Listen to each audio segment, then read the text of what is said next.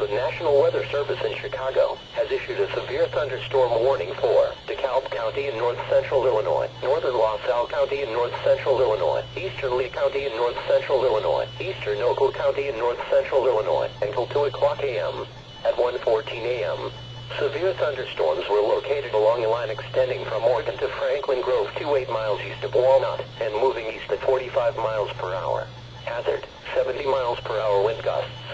Source, radar indicated. Impact, expect considerable tree damage.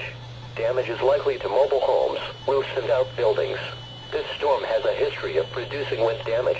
Locations impacted include Rochelle, Mendota, Chabana, DeKalb, Genoa, Sycamore, Sandwich, Serena, Hillcrest, Papa Malta, Kirkland, Oroville, Waterman, Kingston, Leland, Cortland, Hinckley, Somonauk, and Sheridan. Other locations affected: Northern Illinois University, Sandwich Fairgrounds, Tri-County Fairgrounds. For your protection, move to an interior room on the lowest floor of a building.